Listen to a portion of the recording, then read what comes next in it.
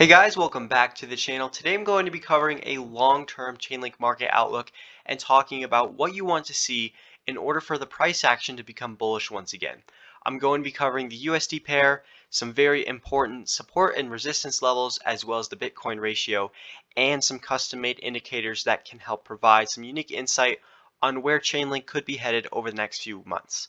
So if you are new to the channel and you want to show some support, please leave a like and subscribe. So I have these two custom made indicators at the bottom here. I will be covering those in just a few minutes here, but first I want to talk about just some general support and resistance zones to watch out for. So I have this support zone outlined from $4.80 all the way up to $5.30. We have two wicks all the way down here on a weekly time frame, and if we go all the way back to 2019, we can see how this was the July high before these several months of consolidation. This was also the February of 2020 high before this March 2020 capitulation. And if we go a little bit further, we can see some resistance and consolidation below it later on in 2020. And then finally, when we did break above it, that was kind of the end of this consolidation phase, and that took us to new all-time highs. So if we are going to be coming back down to this level once again, we really need to see this hold as support. In the event that we are coming back down and retesting it, most likely we will see some sort of bounce. And ideally, what we want to see is price action move back up to these moving averages here. So this red one here is the 20-week simple moving average, and the green one is the 21-week exponential moving average. So together they form this band, which generally provides some pretty good insight as to where Chainlink is in terms of a bull or a bear market. So you can see when we're above it, we can see some pretty nice bounces off of it. We can hold it as support in the event of some sort of short-term correction. So if we go back to August, September, October, and November of 2020, we can see how just over these few months we had some consolidation, holding it as support, grinding up, and that eventually took us to new all-time highs. And then you can see how we had support again on it in October of 2021. We can see some pretty nice bounces when we are above it. But on the reverse, when we are below it, we can see some pretty bad rejections, right? We had a rejection here in December of 2021, another rejection here in March of this year, and most likely, if we are starting to make our way back up to this level, then this is going to be a very key retest. Are we going to reclaim these moving averages and start trending back up? Or are we going to have another rejection? So I think it's really going to come down to whether or not we can start breaking some of these resistance levels and holding them as support, because when we hold them as support, it can be very beneficial for price action. It can lead us to new highs, and generally it's a positive sign for the market. We're above the 20-week average. That means it's a bullish, it's uptrend. It's a great sign if we are above this. Currently we're pretty far below it. If I take a measured move here, we're about 44% below it. So keep in mind that this is going to continuously move down. It's going to decline at a pretty consistent rate considering how 20 weeks ago we were closing at much higher valuations. So when we do retest this, it could be at a much lower valuation considering that this will continue to move down. So now I'm going to go over those custom-made indicators and go over some very key things that you want to look out for. So first, I'm going to maximize this pane here and just zoom out here. This is the Chainlink price action, but it is color-coded in green and red. So the green corresponds to when Bitcoin is above the 20-week simple moving average. The red corresponds to when Bitcoin is below the 20-week simple moving average. And we're not necessarily analyzing whether Bitcoin is moving up or it's moving down.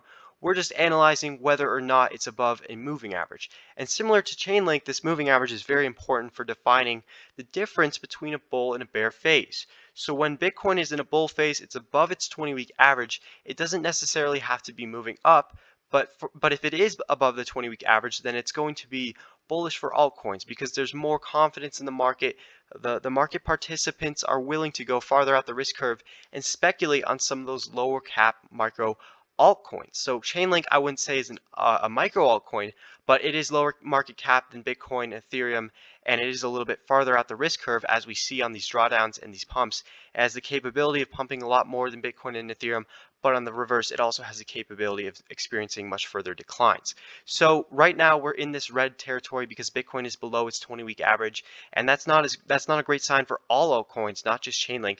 So what we want to see for Chainlink is for Bitcoin to reclaim its 20-week average, and if we start to see this, then you can start speculating on some altcoins and becoming a little bit more excited about altcoins. We're just not in that market phase right now where altcoins are going to be the best investment, because we're seeing how altcoins are sort of bleeding against their Bitcoin ratios, And we're starting to see how, market participants are just not willing to be farther out the risk curve as we talked about. So now I'm going to switch over to the next custom made indicator.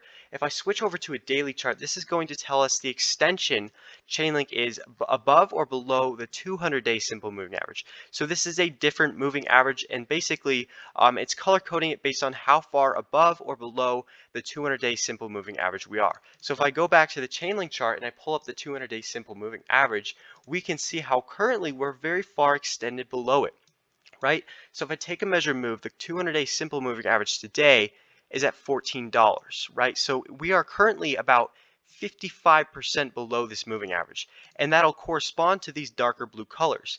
And when we're really far above it, such as July of 2019, if I go back here, we can see how in June in 2019, we were approximately 560% above the 200-day simple moving average. So that corresponded to these red colors.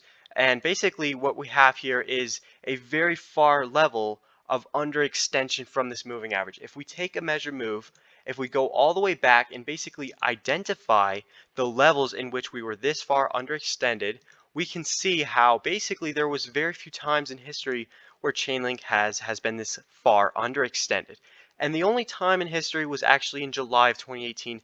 If I go back to the Chainlink USD pair, we can see how July of 2018 corresponded to Chainlink's pretty much global bottom here at around 15 or 16 cents, where we experienced a pretty significant level of underextension from this 200-day simple moving average. So it was about 67%, which is a little further down than we are today. But as you can see, it's pretty similar in terms of how far extended below this moving average we are. So my assumption here, my analysis is that most likely we will be starting to move back up and retesting this 200-day simple moving average at some point or another. And if we can start to reclaim that, that's a very good sign. That's very positive and bullish.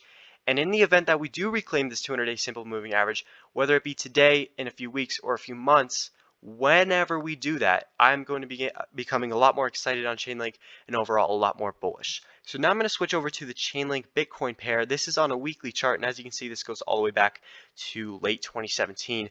We have a similar moving average here. This is the 20-week simple moving average. It's on the Bitcoin pair, so this is definitely a little bit different. This is showing which asset is outperforming the other. So when this is moving down, that means Bitcoin is outperforming Chainlink, and vice versa. When this is moving up, that means Chainlink is outperforming Bitcoin. So as you can see, we have some pretty key rejections off of this same moving average. If I just kind of identify them, there was one in September of 2021, another one here in November of 2021. We had this failed move above it, and this was kind of a deviation above it. We didn't really have any solid retests of support, and we fell back below it. So this was a bearish sign. And then if we go to today, we have basically a few candles trying to break above it. We have wicks above it, but candle closes so far below it. So this could become another rejection, right? We're not sure. We have to wait and see. But if we start to move back up, if we start to reclaim these moving averages, that is going to be a very, very positive sign, because that will mean that Chainlink is ready to start outperforming Bitcoin, and that'll have a lot more strength towards the USD pair. But if we have another rejection, I would just consider most likely we have a continuation of this longer term downtrend. And typically when you have this strong of a dominant downtrend, right, when you have something going on pretty consistently for the past basically 100 weeks, it's kind of hard to go against this downtrend. We need some definitive evidence of a reversal before we get extremely excited on the Chainlink Bitcoin pair. So that's the end of my video, guys. I hope you did enjoy this analysis. If you have any video recommendations, comments, suggestions, or feedback, please leave those below. I really do appreciate those, and I read all your comments. But anyways, I hope you guys enjoy, and as always, I will see you in the next one.